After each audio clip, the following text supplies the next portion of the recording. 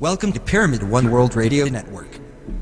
You can call in and talk to our hosts by dialing 60547257666, then dial the access code 60860 # and you're ready to be part of a worldwide movement to educate everyone listening to these shows. Let's begin dialing.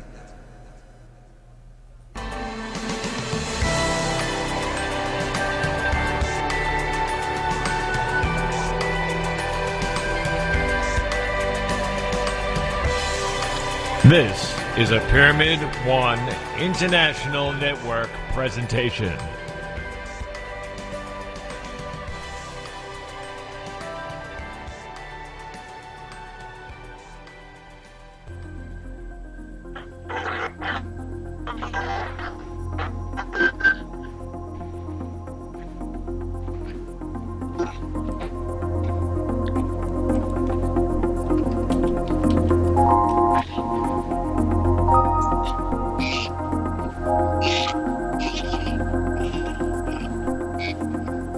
Dr. Randall George Nozawa welcomes the world to his new show right here on Pyramid One Radio Network called Be the Change. First, a little bit about your host. Dr. Randall George Nozawa had played high school football in Honolulu and later became a professional bodybuilder. When he moved to Washington, the muscle-bound Nozawa enrolled at University of Washington's dental school, studied hard, and faithfully graduated. Dr. Nozawa became to be a prominent dentist, and years later he opened a handful of dental clinics, which now, through his work, could finally afford the lifestyle he had always wanted. Then, a tree came crushing down and foiled his best-laid plans. This was one of two life-changing tragedies that changed his life forever. During his resulting and prolonged stay in the hospital, and as he took a year to learn to walk again, his wife Deborah hired temporary dentists to keep the clinics open. Yet, when the businesses performed poorly under the temporary staff, family finances plummeted. And with all his medical bills accumulating, Nozawa felt he needed to return to work, but could not. That's when Nozawa realized he could not perform his dental duties to the high standard he was accustomed. The accident took away his sight, and even with assistant devices for the seeing impaired, he felt his dentistry skills were now substandard, which made him have to close his clinics to so many patients that loved him so much and the work he did for all of them. Then again, tragedies hit again, and this time he came close to death.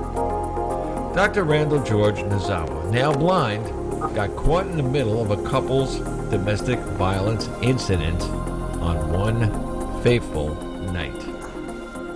The heat of the domestic violence, Dr. Nozawa was shot in the head from 12 inches away. The crime shocked and rocked the community of Gig Harbor, where it occurred, and received its due amount of attention in the area newspapers.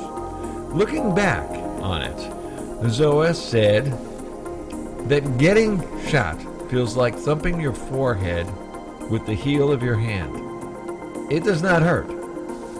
He did not yet know that the bullet had shattered and bore a hole through his palate, destroying molars, nearly severing his tongue, and destroying his only eye. All he knew was that he could not see, and he was bleeding. Dr. Randall George Nozawa, after all his pain and enlightenment due to near-to-death experiences, now the doctor is here for the world and you, the audience, to learn, listen, and awaken. Some of the subjects he's going to touch on are the 8 pillars of wellness, which are nutrition, mental, emotional, physical, spiritual, relationships with self, others, with the environment, management of toxins, finances, many of the new technological advances that have brought many solutions and conveniences, but also more new problems. And sadly, greed, power, and sex.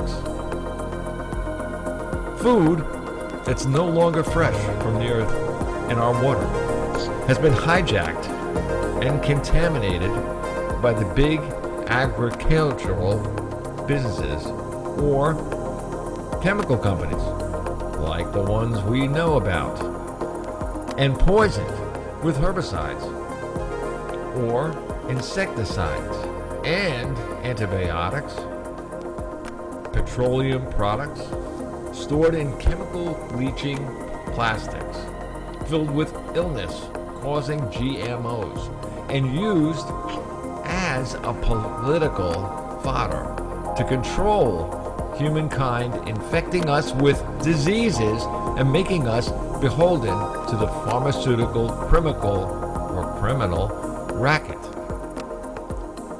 Combine the enormous stresses of earning an income, inactivity because of work requirements, and travel, the toxins building up in our bodies, divine gifted bodies, and sliding further down the sinkhole of hopelessness and helplessness.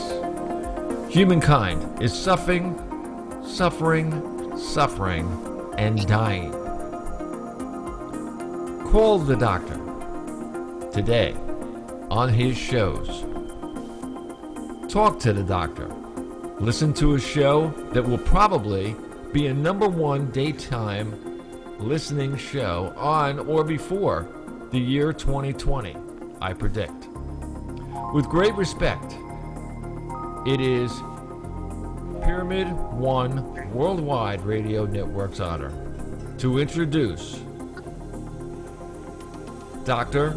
Randall George Nozawa.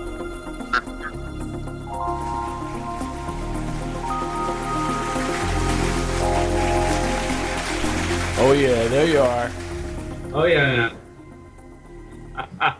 Oh yeah. I want to remind everybody though, the number to call in is 605-472-5765 and the access code to get in is 608060 #.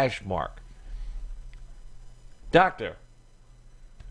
Hello, Bob. What's up? Well, now that the show's going, we are, because, and you're right, this is a worldwide movement, and we've got another humanitarian on the show again. So, hey, life is good, and we're always getting better. You know what? I have a clip, believe it or not, that can kind of sort of put people on some kind of a path. It was one of the sponsors that are connected to someone in this store, in this show. And when I heard the clip, I said, wait a minute, I have to play this. It'll take about 2 minutes, actually. But I know somebody that's looking at me on the left-hand side of the screen that's going, yeah! Yeah, okay, well, listen carefully. You know, over the years, many people have asked me, can homelessness ever really be solved? I wouldn't be coming here every day if I didn't absolutely believe that was the case.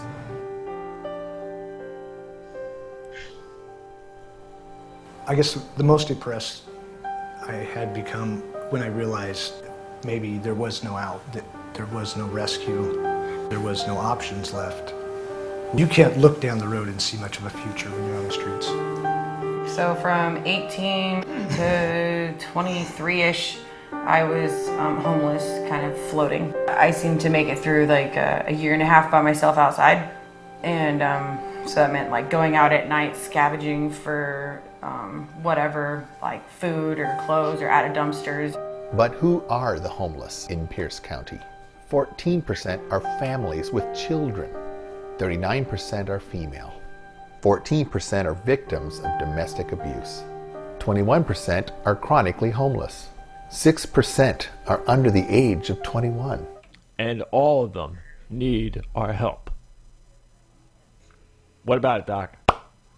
Oh, that's great. No, thank you for that clip. And you know, what a great introduction, because some years ago, I had met a person, and she was a CEO of a company. I go, okay, so what is it? Oh, it was called House of Matthew. I go, well, what the heck is the House of Matthew? And what I found out about this organization and their CEO, Jeannette Twitty, is that it was a organization that provides transitional and permanent housing for the homeless, but requiring them to take life skill classes, and meaning in computers, in finances, because many of these people have never had a bank account, never had a driver's license. They can get their GED, that's available. Learning about mental health, about nutritional health. And then she asked me, would you mind teaching personal development courses here? I said, well, yes, I would. I would love to do that. Anyway, what I found is that House of Matthew program and their CEO, Jeannette Twitty, this program offered here is very unique and special, because in our large country, there's nothing else like it. There's a lot of organizations that provide temporary shelter and some food here and there, but they never try to help these people improve their lives, to help them understand that dreams can really come true. And that's what the House of Matthew program really does. And all, and well, I'm going to let you hear from Jeannette. Yeah, I was just going to say, Doc. I said it sounds like. Now, correct me if I'm wrong, and I know Jeannette will kick my nose in. But this is an organization that it doesn't just put the roof on the house and say, "Hey, listen, have a nice day, see ya." This is an organization that literally rebuilds a person's life from the foundation up. Right? Absolutely. That's why it's so special. And, you know, I'm so glad we have like 138 countries listening in, because, you know, homelessness rampant in the United States, you know, the greatest country in the world. Well, you know, that's my opinion. And then it's rampant everywhere in our world. And no one's really doing much about it. And this is what's cool about the House of Matthew program, is that she dug in, came up with very, very strong structure for it, great rules, and all driven by love. She cares. And then over the years, just saved so many people and helped so many people. It's not, you know, I look at this as not a handout, but a hand up. She's given so many people a life, and then with their families, and to show them and everyone else that, you know, you dream big enough and do something about it, magical stuff happens. So anyway, introducing all of you, this is Celebrity CEO, Jeannette Twitty, the founder and creator of House of Matthew. So Jeannette, welcome. Hello, Jeannette. Hello, Jeannette. Hello. I can see her. Thank you. Thank you. Oh, there you are. They are. Now you're moving. Okay, so okay, heard you. Can you hear me? Yes, we can. Yes, now we can. Yeah. Hey, so Jeannette, you know, can you tell the people tuning in here from all these 138 countries around the world here, how House of Matthew got started?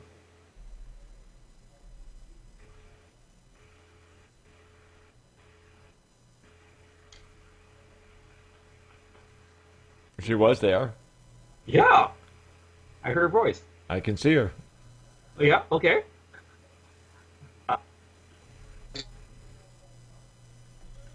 We'll be staying at the present. Oh, there you go. I almost got you.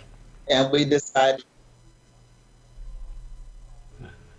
And we decided to, after the conversation we had, we started just moving in a direction to set up something to help individuals on the street. And we came up with the name, the House of Matthew. And she moved back from Florida to assist me with it. And from there, we just started interviewing people on the streets until we got an office space. And that was 14 years ago. Oh boy, 14 years already. Okay. Now, just as since knowing you, and then having teaching classes at your place there. Okay. Over the years, how many people have you estimated that have gone through and graduated from your program? Boy, way over the years, I would say probably we see about 2,500 to 3,000 people a year. Okay.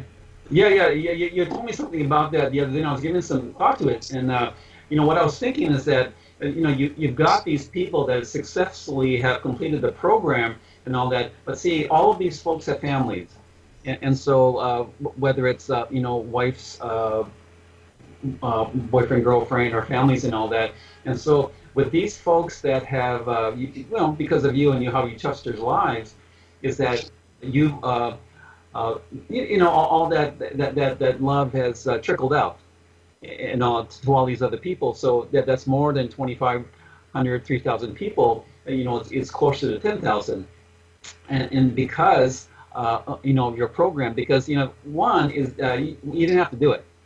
Okay, you could be in Florida somewhere golfing with Bob, but you decided to. Well, you didn't have to do it because the hard work that goes into a nonprofit, and you never knew how to run a nonprofit, so you have to learn. And there was no one there to tutor you and hold your hand to take you along. You have to learn all that by yourself, and you have to follow the rules and all that. And with that, you kept going, and yes, 14 years already. But with all the people you've helped, all because you wanted to do something. And I said, that's love and sharing love, and that's what Bob does with this wonderful network, and I'm happy to have a spot here on it.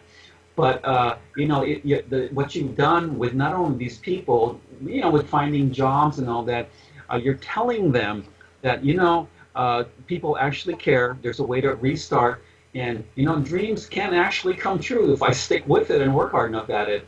Okay, so now what's going on? In August here? I think you're doing a fundraiser of some kind. I'm sorry, could you repeat that? Yeah, in August here coming up. Are you doing a fundraiser of some kind? Yeah, there's a festival. Yes, in August we have it.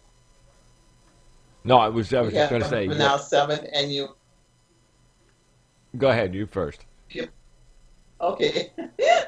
Yes, in August we have our 7th annual Give Me Shelter Community Festival, and it is a fundraiser for the life skill classes that we offer to the community for those individuals that are trying to get back on their feet. And so that is August the 10th from 11 to 6. It is sponsored by the local Walmart here in our area. And we will have vendors, kids activities, we give out free hot dogs. We have a lot of free things there as well for those individuals who's in need of clothing.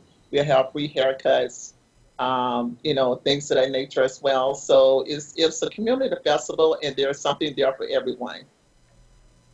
Oh, that's wonderful. No, I know that I hear a lot of ads, on TV about the homelessness that's in Seattle and all that, and it's just growing. And also in our area here in Tacoma. Now, how do people get in contact with you, or whether it be organization or individuals or families and all that, about the homeless the idea, and then those needing help? Who contacts you? Individuals are referred to us from other organizations. They refer to us from our local 211. They look up our website, homeless shelters refer people to us. So mental health agencies. So we are referred throughout the state from various resources here in our community. Okay. No, go ahead. Oh. No, all Okay. right, all right. Let me throw in something here. Just jump on that one. The Yeah. people that get in touch with you, Jeanette, are these people that now you did mention some of the places that they come from, but do you ever put out like anything in like a newspaper or a flyer or stick something on a pole somewhere?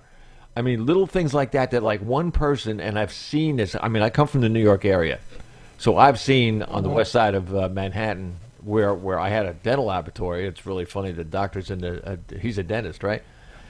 But out of all of this that we did, I mean, I saw police actually literally put a tag on a telephone pole. You know, when it was starting to get cold and things, with the name of the places that they could go to. Now, usually places that are aimed at homeless people and that would do something similar. In your case, you're a little more than just the turning door. So what do you do? Yes, I mean, do we you are. do the same thing in that? Do you go out and like tell people like, hey, listen, you know, hey, look, come on, come with me, you know?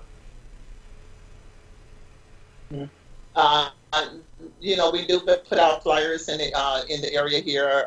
We, go to the shelter, put out flyers. I attend a lot of the local meetings, coalition. I'm a member of the chamber, Lakewood Chamber here in our state, and so we attend a lot of meetings also where individuals that's attending those meetings are assisting the same cultural people that we're working with, and they're able to also refer people to us. But definitely, we always out in the community doing outreach. Outreach is a big part of what we do here at the House of Matthew to help individuals that is in need of our services.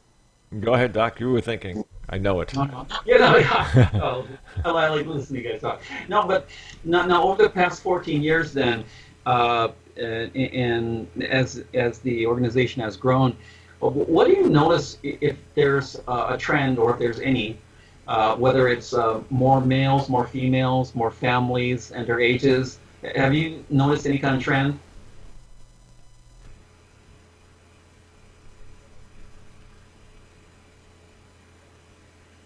She's there, Jeanette. I know you're there. Yes, I'm here. I just didn't catch the last part of what you were saying. No, is there a trend to who you're seeing as becoming homeless? If it's males or females or families, have you noticed anything? Well, we ourselves, we house single men that's in need, but we also refer women and families to housing outside of organization. So we accommodate anyone. We, start with the intake process and try to find out the best fit for those individuals.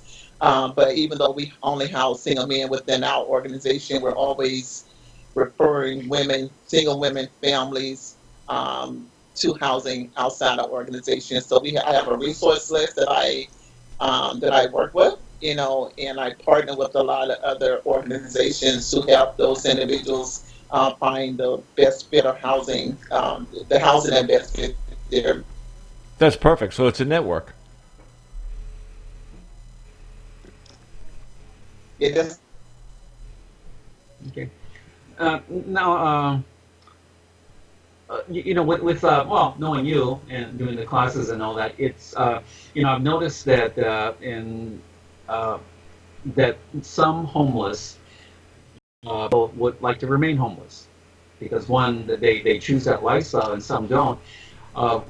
What have you noticed with those that become homeless, and what do you find that makes that happen? Most of them, I find mental health is a big part of it. You're right. There are some people that choose to live their lifestyle and remain to live their lifestyle for a period of time. But I do see a lot of it being just mental health and, individuals just not knowing what to do once they get into that situation, which is where we come into play. Because sometimes individuals that transition into a homeless situation, they get there and they feel stuck, or after they've been there for a period of time, there is some mental health issue that's come along with just being homeless in itself. After you've been out there on the streets for a long period of time, your demeanor changes, your frame of thought changes, and you just kind of get comfortable with it. But, that's where we step in. We help those individuals, get their life back on track, help them find housing or provide them with housing. And the lifestyle offer within our organization. Awesome. We help get housing able to maintain people in homes as well. I think that from to do, they just don't know that process, so they end up just letting be the way it is, and they're on the street for a long period of time, which contributes to our housing situation. So I think definitely, when you talk about individuals getting evicted, there are just some things that need to be changed within that arena itself, that can help people to maintain their housing instead of getting evicted from housing. And from there, they go into a homeless situation. Okay. Yeah, I was gonna say, Doc. It's really funny though. What is it? Let me just ask her, Jeanette. What is the biggest reason people go homeless? The biggest reason? Yeah, I mean, is it? I'm sorry? Is it they lose their homes? They're thrown out of where they're living. They just give up on life.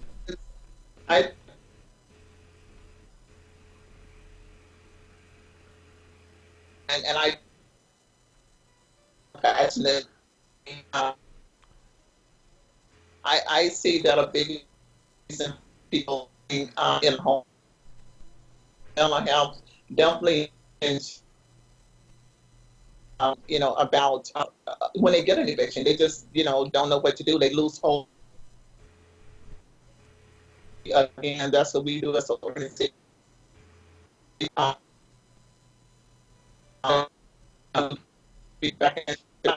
And we brought this. So I do think that, I know the fact that people they just lose hope because they just don't know what to do. Okay. All right, the little bit of problem, Doctor, that we had on there, and Jeanette must be on Wi-Fi. Yeah. Okay. So. Oh. Okay. Did you miss me? Yeah, you will. There's parts of your conversation that were just missing. So, and it's because you're on Wi-Fi, and that's nothing you can do about it. I mean, it's just yeah, that might yep. Oh, so you're gonna She knows. Oh, okay. Go closer to the modem. Yeah, that's it. Well, now that you bring up Wi-Fi, we're going to talk about 5G much later on, but yeah, we can talk about that. We don't need that, so. Yeah. No, it's just that, since knowing you, Jeanette, and House of Matthews, that what I've noticed that you've done such tremendous, work just maybe unintentionally or so with the people with the mental health, emotional health type of challenges, but also people with addictions. And maybe you didn't start out that way, but having met a lot of these folks that have gone through your program, is that, a lot of them are off the drugs now, and, that they're clean. And then they have their direction in place, and thanks to what you offer them, especially the life skill classes, they actually have jobs and jobs that they like, that they're good at, and then a lot of these people I've met have families, and so their kids at one of these last gatherings that I attended is that they're so proud of their parents of getting out the drugs and pulling through, and a lot of that's because of you. You see, so I don't know if it's intentional or not, and maybe the referrals you've made, but yes, mental health and addictions and kind of losing their way, and then a lot of it's losing finances, because I've met a good handful of people with college degrees and one PhD guy, and you've given them that chance, that open door, and you invited him in, and just unconditional. And with the rules in place, because society has rules, and they've had to relearn, one, how to live, and the others that what you provide for them is hope. That now, do you have any plans of expanding to other cities? At some point we do. Homelessness is everywhere. I think that the services that we offer here at the House of Matthew can be definitely help individuals throughout the United States or throughout the world, actually, because the program we have is one of a kind program. And we do everything within our power to, assist individuals in transitioning into housing. I feel that everyone deserves a place to live, a decent place to stay, a place to lay their head. I don't think anyone really deserves to be in a homeless situation. We teach our clients and our participants in our homeward bound classes, that individuals, those individuals living on the street, you have the same right as everyone else. You're entitled to the same type of lifestyle as anyone else have. You're not excluded. You're no different from anyone else. You deserve a good life. You deserve a place to lay your head. You deserve a place to prepare your meals. There's nothing different about you that you are not in that situation. So we assist them into self-esteem, again, building hope, feeling good about themselves. And from there, once we help them with that part of it, then, it's more easier to help them to transition into housing, because some of them feel undeserving, that they don't deserve, certain, housing or, this same thing that everyone else have in life. So, we help them to realize you deserve the same thing in life that everyone else have. You deserve the same. You're no different from anyone else. Okay. No. I get there when I meet a lot of your clients, and it's I don't know, coincidental. I don't believe in coincidence, but both you and Bob are these 7-day a week, 24-hour a day kind of people that work at their craft. But the folks that are met, I've noticed that, and you've told me that, and I've noticed that during the classes, is that they all feel undeserving because they're getting all this stuff. I mean, the classes that you offer, the housing and all that, and just the support and caring, they just feel undeserving, and some may not finish because of that. Now, it's really wrong, and like I said, it's maybe an unintentional consequence, but because you organize things, but all based on love. I think a lot of these folks they feel strange, they feel funny, because it's not coming from their blood family and all that, but from a program, and primarily from you and all that. So what else do you do to try to show them that one, they are family, and the others that they're wanted, and like all the classes, like I already know that you've done is that they come back and retake classes, of course. But what else do you do to make them feel that they're at home and then they're worthy? Provide them with a safe place to stay. Nothing is like having a safe place to lay your head, having a safe place to not have to worry about where your next meal is coming from. Not to worry about how you're going to do your laundry, not able to bathe, take care of your personal needs, and that within itself, uplift the person and help them feel a lot better about not only themselves, and it provides them with a better situation as well. Okay. Yeah, like I kind of know I know what you do, because we talk almost every day, but what I noticed too is that when people start showing their interests, whether it's in a certain employment line, or what they would love to do, or what their dreams are and all that, once they start learning and growing and start when you see those levels of ascendance or improvement, what I noticed is you is that you then refer them to whoever might help them. And all that, can you speak a little bit about that? Because you don't refer everybody. Like once what happens is what I've noticed, that once they start proving themselves that they're serious, and that they know it's going to be a hard road, but they're really determined, and their focus is like 100%. What you've done, because of your extensive network that you have, is that you start referring them to people. Who could help, because one is that you're now more certain that these folks are very serious and they're determined, and that they're set on a certain goal. Can you speak on that for a minute? Well, we refer them to once they're in housing with our organization, or once they come through our doors and we find out what the need is, we refer them to any resource that's available. We have our own employment program, top to bottom janitorial. We have a employment program that individuals that are learning are willing to learn that type of trade. We help employ them through our own janitorial program that we have available as well. But we refer them to, different partners in the community that we work with that are individuals with the barriers that we work with, because, individuals that come through our doors, the majority of them have barriers that are stopping them from finding employment, barriers that stop them from finding housing, but we're able to house them regardless of what those barriers are. And we look for employers to work with that will also hire them regardless of the barriers that they have. Okay.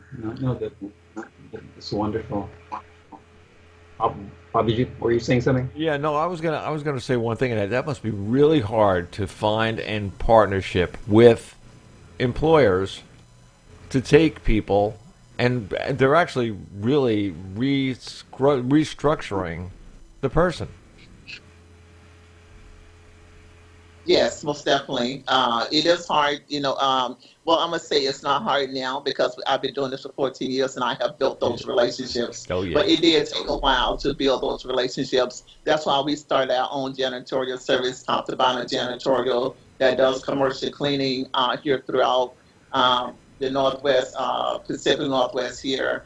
That's why we started that employment program, because individuals that was interested in that trade of work, and but they was having a hard time finding jobs or employment because of the barriers that was coming along with them. So we started that job training program. But also, I've been doing this for 14 years, and I have a lot of network within the community here, and we're able to refer people, for employment. A lot of individuals that come into our housing or come into our program that's not employed, don't have money to pay for their housing, we're able to refer them to our partners that we have partnered with here, or built relationships here within the community, to hire them, and they become successful. They work on jobs for a long period of time.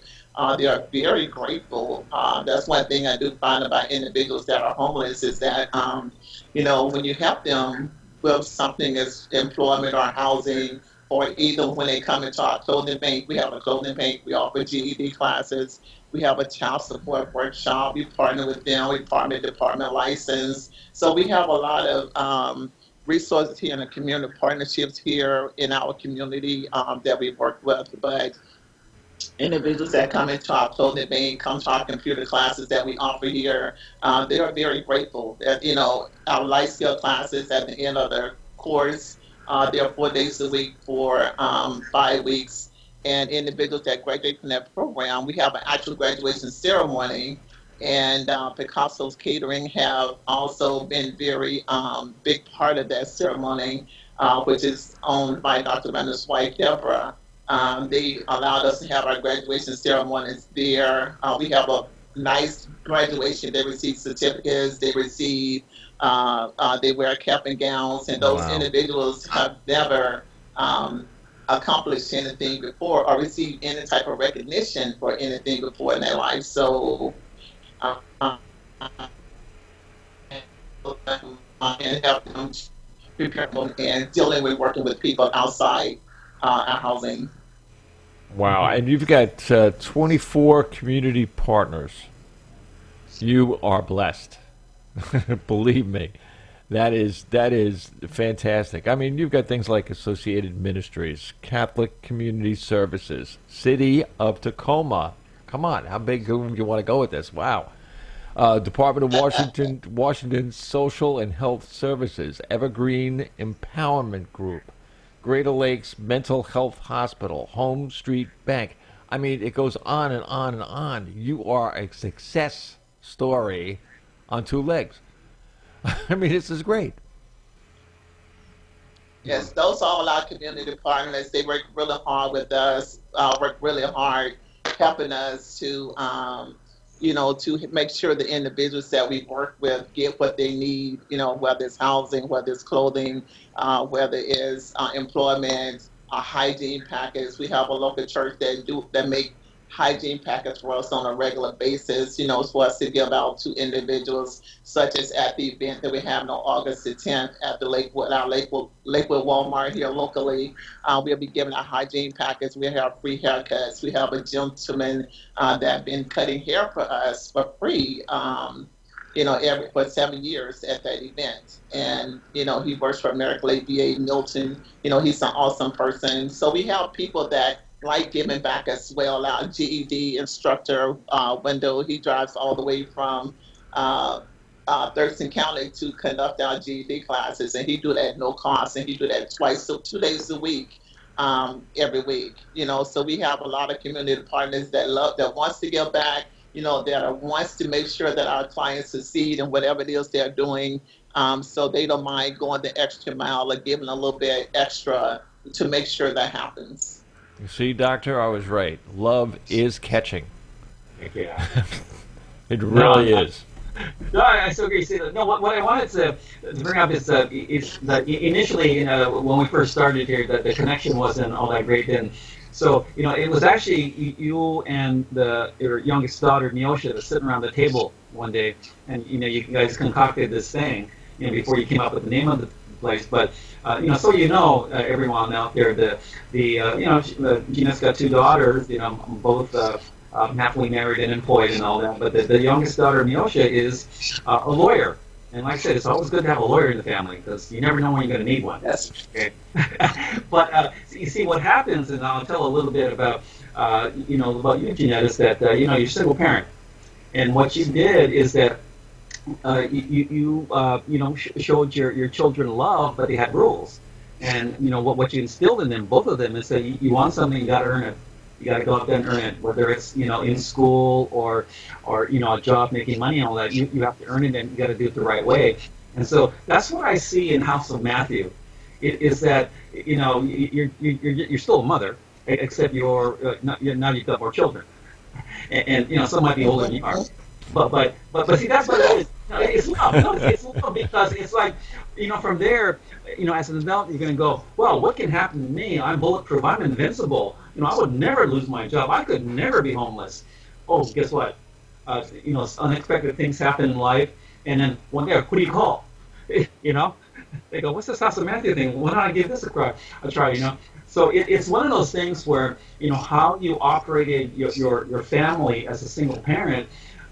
You showed your kids, love was the only way, but because there's love, there's rules, and really, without rules, there's chaos, and things really go awry. And so I see that in the House of Matthew program, because with all these folks I've met there that have gone through the program and graduated, many of them come back and either volunteer their time, or they're more apt to understand and follow this one God law. It's called giving, receiving, circulation. The more you get, the more you get back, not because you expect it back, because it's fun giving. There's just a great feeling when you give, okay? Because we all come from love when we are loved, and the best thing to do is share that. And see, that's what I see with House of Matthew, because that's what that is.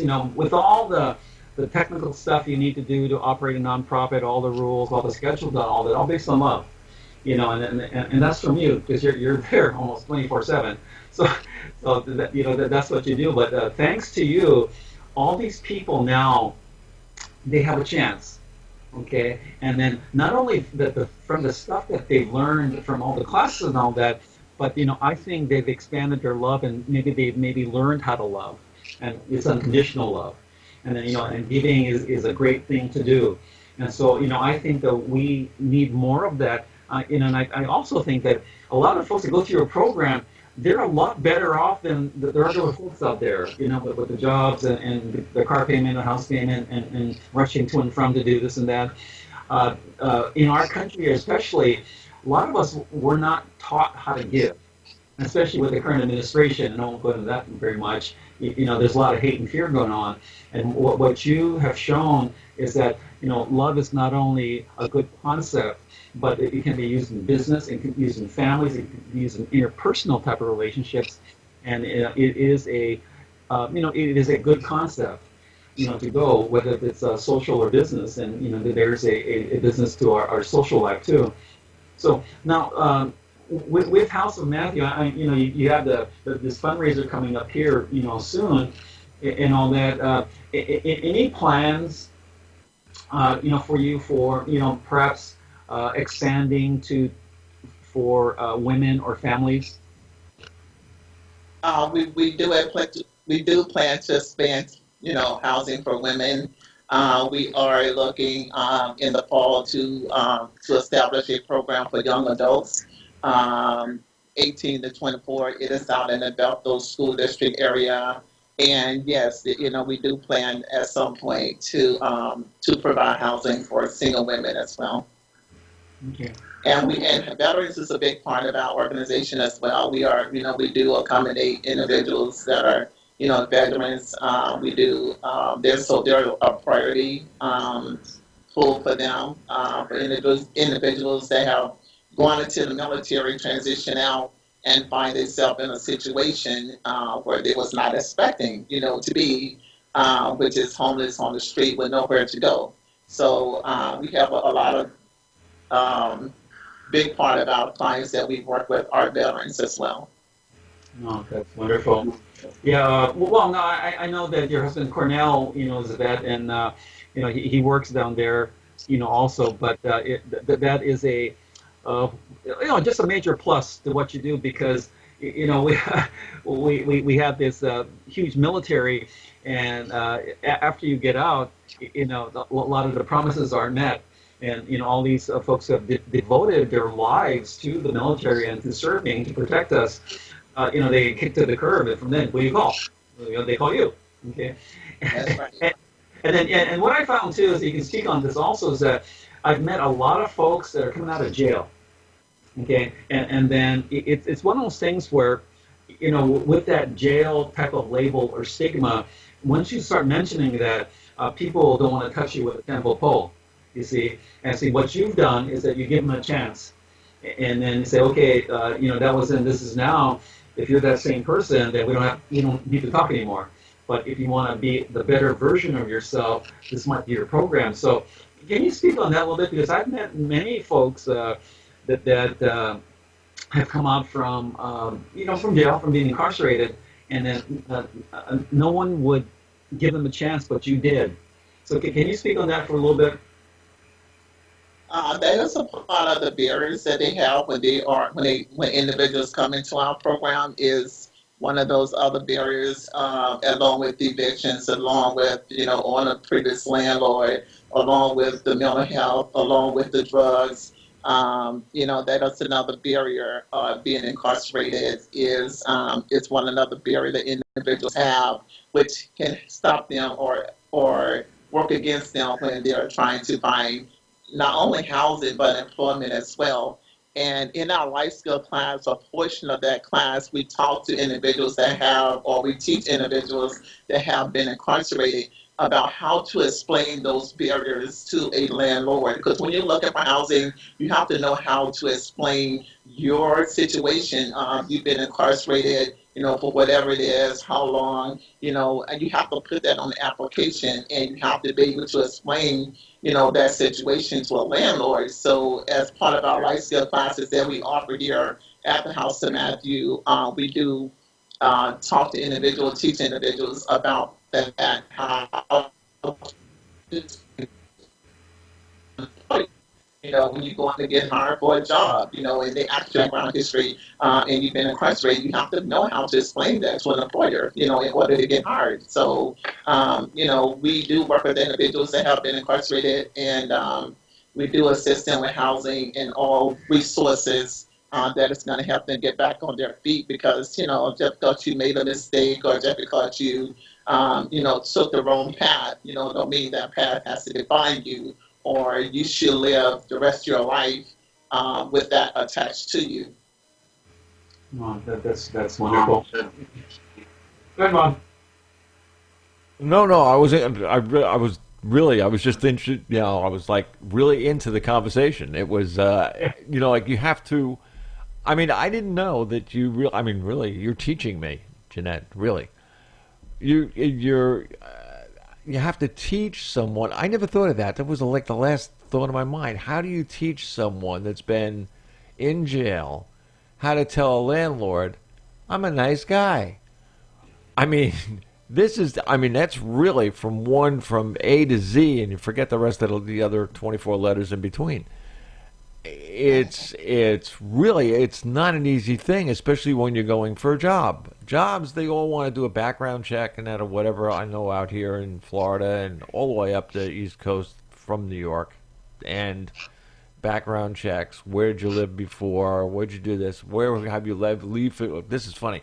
Where have you lived for the last 2 years? Well, I was in the jail.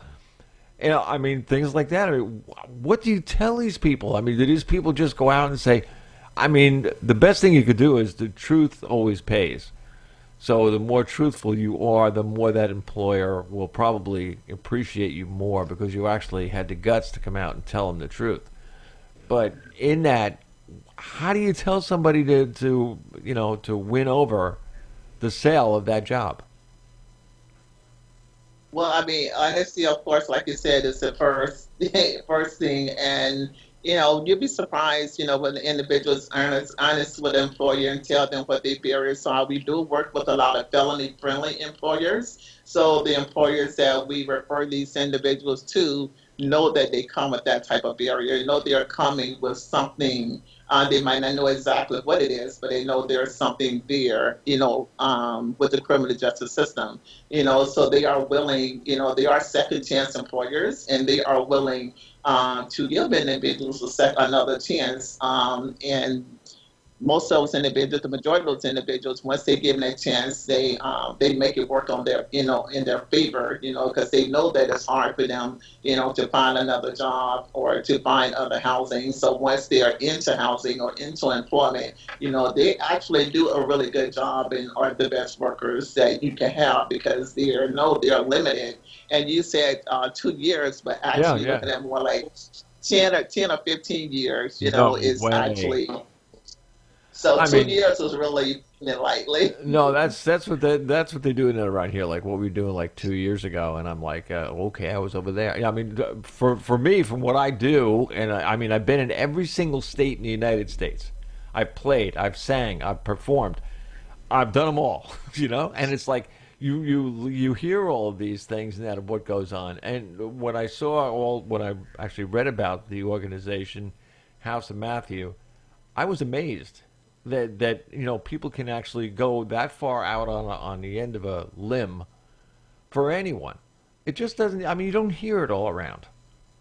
I mean, this is a beauty story. No, there's a lot of people. Chance, yeah. So that's what you do.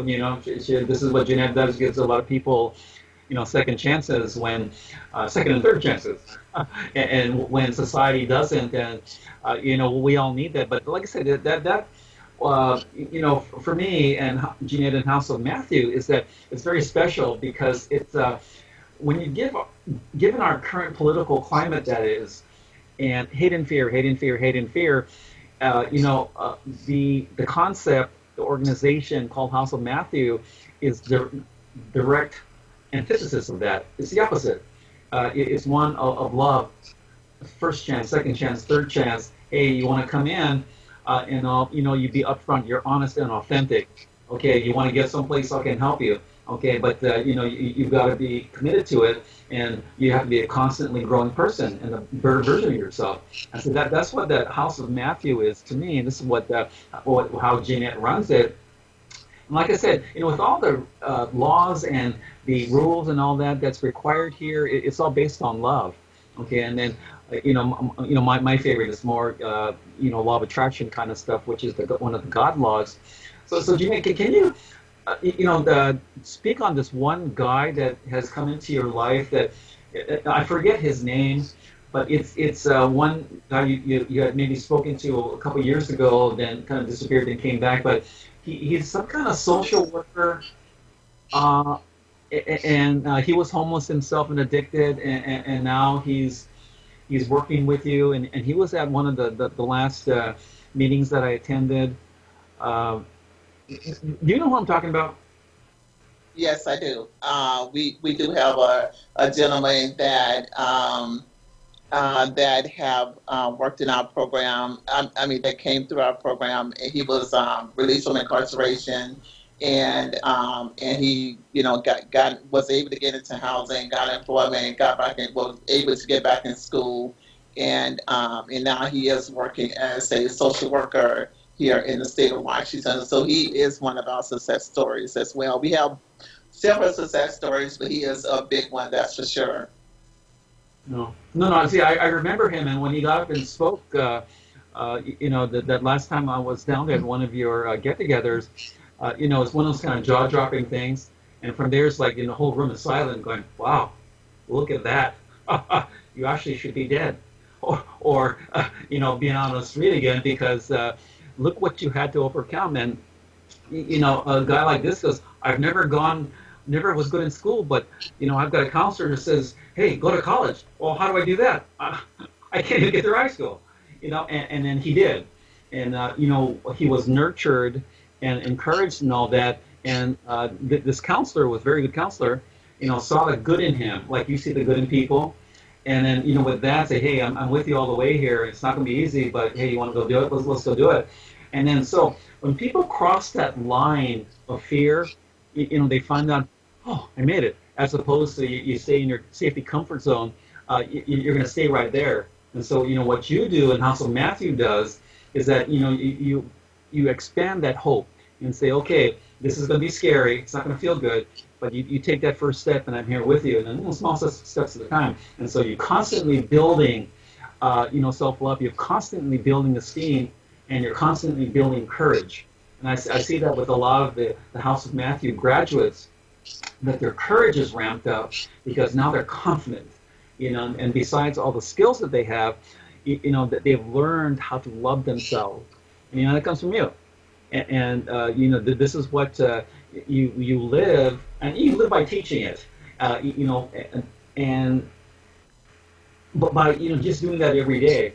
And so I guess you've got this fundraiser coming in August and all that. What's next for House of Matthew in these next few years? In November, we provided community Thanksgiving dinner for those in need. We partnered with Urban Grace Church, one of our local churches here in the city. And on Thanksgiving Day, we provide a traditional Thanksgiving meal. We have free clothing, free haircuts. We have the game on for individuals. They get a traditional Thanksgiving dinner, that is prepared by volunteers. My husband, Cornell and Jeannette Twitty, he does prepare a big part of the meal as well.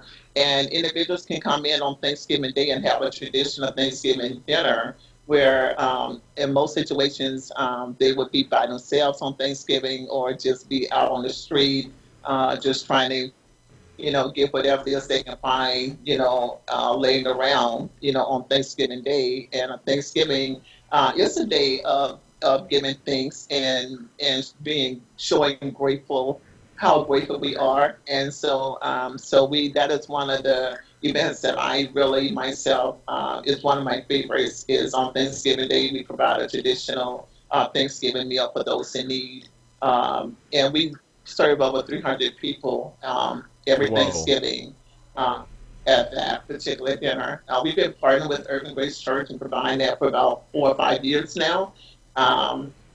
So again, that's another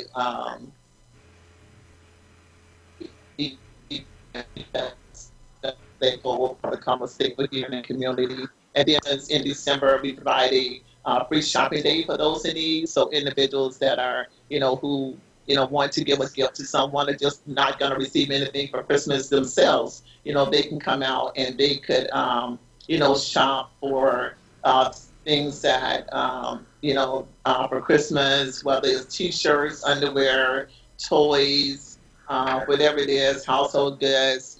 They can keep it for themselves so they can have it gift wrapped and give it to someone for a Christmas gift. Maybe they don't have the money or the funds to give their mom or their sister or their friend a Christmas gift. They can come to our event. Again, we partner with Earth Grace Church, and we hold that event there as well. They can come there and they can pick out something very nice and decent that they can have gift wrapped and give to someone they love, or keep for themselves. As a Christmas present as well. Okay. I got another question. How about things like health? Like whether they've been, like health, like if they've been on drugs and that before, or they're having problems like that on the street. Now, what do you do with those people now? Is there other programs that they can go into? There's other programs that they can go to, and get an assessment done to find out, where they are, in that, and they can go into an inpatient or outpatient program. But being that our housing program is clean and sober housing, most of the individuals, by the time they recess, they're not in that state. Because our housing program is clean and sober housing for individuals that we house, drug users. Our housing program is really structured. So, there's no drug use, there is no, they do have curfews, so it's a really structured program. So individuals that come into our housing has to be ready to get their life on track, has to be ready to do the right thing, has to be ready to, follow rules, because rules are a big part of our housing program. So by the time individuals come to us, they're already clean and sober. So it's different than a regular halfway house. It's a halfway life. In other words, this is the halfway between where you were and where you want to be. So I don't really see us as being a halfway house, so to speak. No, I didn't say it that way. No, time out. I didn't mean it that way. But Okay. I said in a way, a structure like that is like a halfway house. It's taking people that are nowhere, showing them where they can go, and then giving them everything they need to get to where they have to be. We give them the whole package, that's for sure. Bingo. No, That's awesome. What were you going to say, Doctor? No, like I said, I was just telling Jeanette, for all the years I've known her, is that, you have created such this very successful program, and because, especially in our country, I say that the program will work anywhere worldwide, but in our country, there's such a need, and what can be done to educate these other programs or other folks that run, certain programs that's not as complete as yours? What can be done to get their attention and to educate them and tell them that there is a better way, there's a better system to follow? How would I asked you this before? How would one do that? Because it's there's the traditional: give somebody a roof, give them a soup, like your soup kitchen deal, and then from there, the next day you're gone, or you're still taking drugs, you're still stealing, you're still doing all these other things. How can we get the attention of these other programs to show them that following yours might be a better way?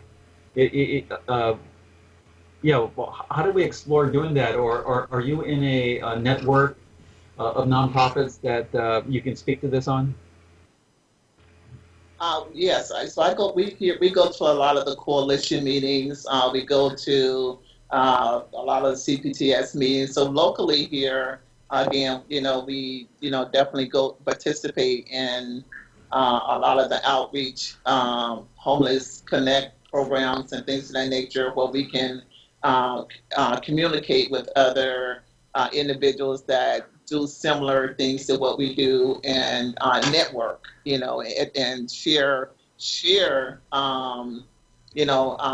information to each other, But also here at the House of Matthew, part of what we do too is train other nonprofits and other programs about how to successfully run a nonprofit organization, how to successfully run a housing program, how to successfully run, work with individuals in the community of people that we work with.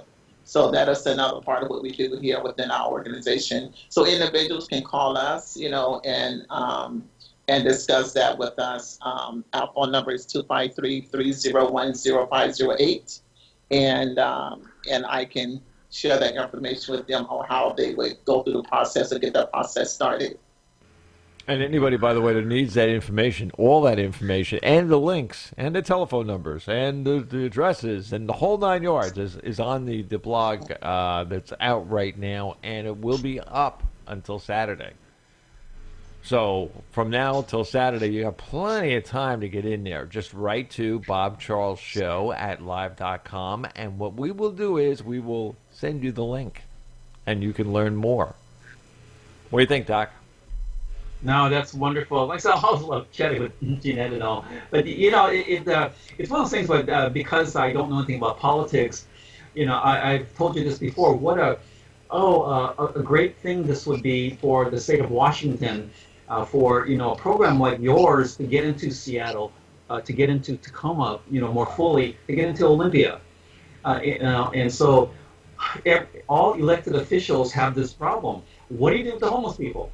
Okay, because your regular citizens, that they don't want anything to do with it, but these homeless people are there, and like you said, homelessness doesn't discriminate. That can happen to anybody, anytime, with the flip of a switch. So I guess somehow I'd like to try to contact, officials up in Seattle, Olympia, and locally in Tacoma, see how you can integrate your program in there, because it is a problem.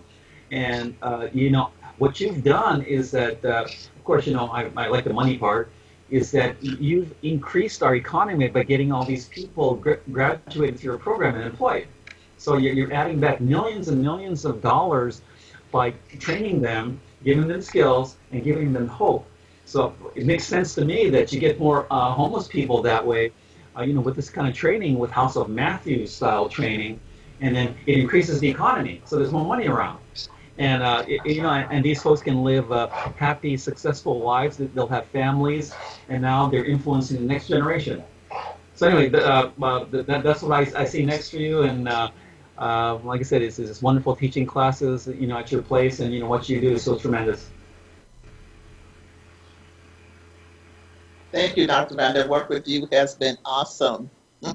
Well, there you go. There you go. He's one heck of a guy. I'm telling you. Really, yes, seriously. Yes, he is. On the show, and we're it's 9 years, and we've done God, I don't know how many shows now, about something like 1,178 shows or something in the last few years, which most broadcasters say, "Gee, I did 510 years." Well, yeah, big deal. And we've had more people, diverse people, everything from senators to people in the hierarchy of MUFON has been in here. So you can imagine what was in between, the whole thing. Yours, Jeannette, is the first I have had on the show that I would definitely unconditional love from me to your place.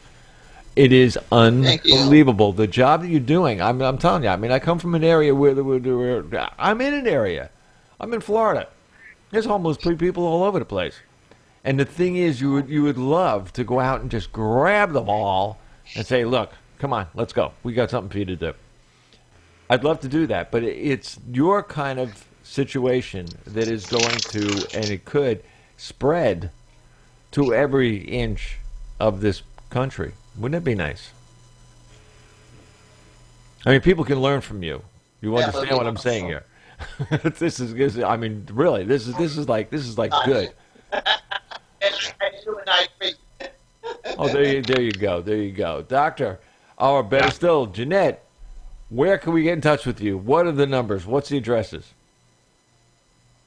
Okay, our office address is 1127 Broadway, Suite number 10, Tacoma, Washington, 98402. Okay, and their telephone number is 253-301-0508. Or you can fax. Now, if you're a business and you want to fax something in, all you do is you call 253-267-0565, and you can fax anything you want. You do, except don't send any bills. The heck with that. Just send money. Donate. You gotta. And don't fax the check. That's right. Yeah, right. That's terrible, isn't it? I think I did that to somebody as a joke. But anyway, well, thank you both. Thank you very, very much. Do you have ending words here, Doctor? Go for it. No, just blessings to my friend Jeannette Twitty and her creation of the House of Matthew, because what you do, you change lives for the better, and we so need it. Well, there we go, guys. Thank you very, very much for an awesome show, and I'm telling you, this is definitely, it'll be up. The video will be up tomorrow, and the link will be on the archive by tomorrow too, tomorrow morning. So to everybody out there, and that you can learn right now, right on these type of shows, these type of people who do nothing, absolutely nothing, but give unconditional love, which is the biggest thing that anybody can give anyone. I agree. There you go. I must give a want to give a quick shout out to my husband, Cornell Twitty. He is the big part of what I do here at the House of Matthew, and he gives me unconditional love in order for me to give unconditional love to the people that I work with. So he is definitely dedicated. He is definitely a big part of what I do, and he's my biggest cheerleader. Well, there you go. So cool. All right, everybody. Thank you. I want to tell everybody, shows like this are sometimes 1 in a million. And all our shows have been 1 in a million. How about that? It's for you. Yes, you, the people that are listening all over the world. All we want you to do is learn 2 things. Listen, actually 3 things. Listen, learn, and love. Bob Charles says, God bless y'all. Bob Charles, out.